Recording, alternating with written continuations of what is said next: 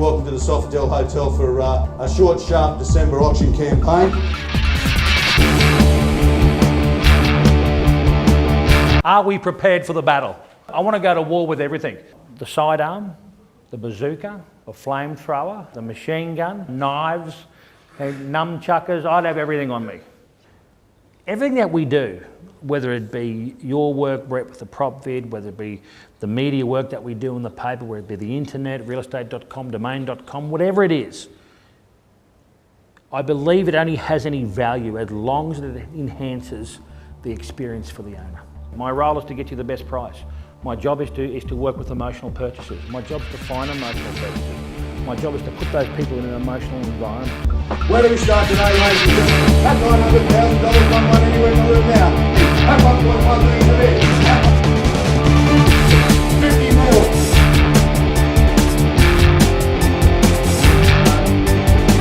Twice. I believe that you have to continually change. And what frustrates me when I see some businesses is that they go, this is the way it's always been done. This is the way it's always been done around here.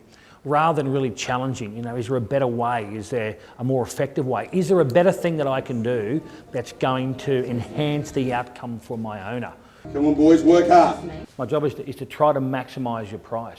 1,400,000. It has to play a role in enhancing the experience for the owner, and that experience is measured by the ultimate price for the owner. Is what we're doing ultimately going to get the vendor a better price? That has to be the focus. And the agents and the businesses that I work with, that is the context of our work. This is not about selling real estate. Selling real estate's not hard, but challenging yourself to get the best price every single time is the real challenge. Get on out at $1,435,000. 1,450,000 at 1,450,000. At 1,450,000. Once. Every suburb in Sydney, the record price for every suburb has been caused by an auction sale. I've seen the evidence. If I asked you to give me the 3 biggest businesses on the Gold Coast who sell the most property, who would you put in the top 3? But who are the 2 clear standouts? Surfers, us, I don't know who'd be the 3rd. And what's the common thread between these 2 businesses? What?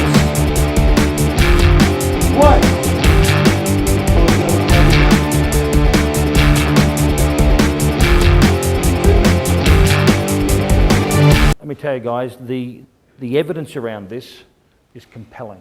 1,451,000. Is compelling. First ball.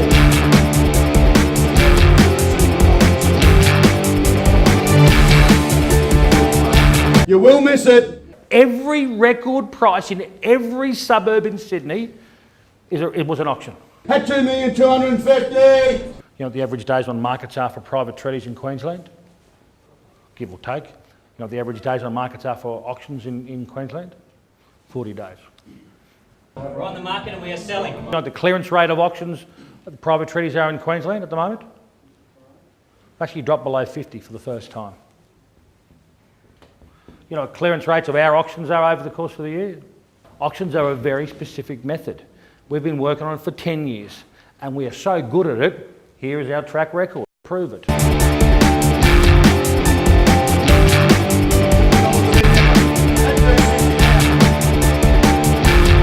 And there's such a misconception about our industry, about how it's glamorous and they drive flash cars and they suck on lattes all day. But the reality of life is it's a very, very hard industry, and the people who are doing good jobs, both for their vendors and for themselves, are out there, digging holes, out there with the shovel. They come to work with the shovel every day and they keep digging until they find the gold.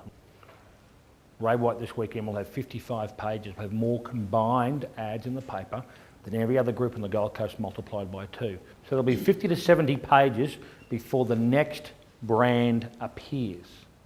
One of the problems with private treaties is that they're easy for us in many ways. They don't put any pressure on us. They're just easy. I can go and list 10, 20 of them. But with auctions, they put a real pressure back on us. And I think that's the piece that people are frightened of. The pressure back on us. The pressure on us to make sure that our reports are done properly, the pressure on us to make sure we have our vendor meeting, the pressure on us to make sure that we've generated offers, the pressure on us to make sure that everything's done. A private treaty is just to walk along the road. Anybody can do it. With auctions, it puts pressure on you. With auctions, you have to fail publicly. Private treaties, we fail under the shroud of darkness. No one knows about it.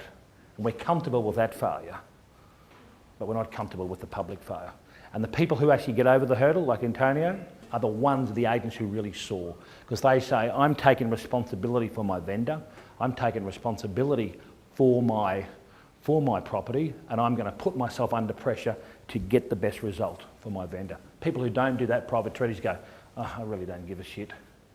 I'll just let it meander along, and if it sells, it sells. If it doesn't, no one's going to know.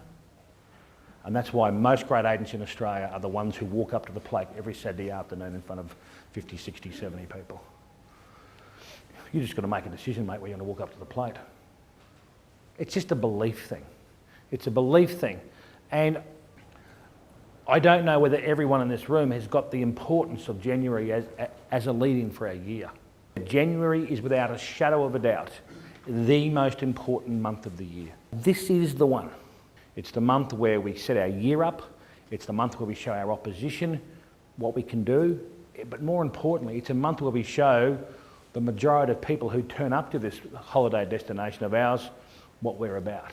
The biggest attribute we have to sell here is not so many the most glamorous properties in Australia, but they have a feeling about them, and the place has a certain energy about them. And I think people lock into that energy. People really lock into that energy. This is the grand final. This is it. This is the big one. And what you need to steel yourself for, you're going to get some knockbacks. You're going to get knockbacks. You're going to get knockbacks. You're going to get knockbacks. 1 month there we did 70 in a row and never sold one, back in the early dark days when we first started doing them on the coast. And that just steeled our resolve to do more. I want you to put some pressure on yourself. And I want you to walk up to the plate with it. This is about resolve. It's not about skill. It's about belief. If you're going to be in this industry, let's have a fair income swing. Not for yourselves, but for the clients who we list their property. And I really challenge them that if you want to be a big part of our industry, then have the passion to turn up and do that. And a lot of my clients do that, and you can measure their successes. A fish rots from the head down. And I think in every case, from a business perspective, when the business is improved, I don't look at the improvement in the business. I look at the growth of the leader. And I started working in this business with Gary when he had 6 salespeople and a little office that doesn't even exist today. And now it's a completely different business. And oftentimes I'll walk into a business and I'll meet a principal or a leader of a team and I'll talk to them for 20 minutes. And then they'll say, do you want to meet my team? And I often say, no, I've already met them. The team will just be a reflection of the leader. So when I look at Gary's business here at Broadbeach, the business has changed dramatically. But the greatest thing from a personal point of view, my relationship with Gary, is how much Gary's changed as a person. You know, Gary's a great leader now, and if I've played just a 0.1% involvement in that, then I'm pleased with the work that I've done here.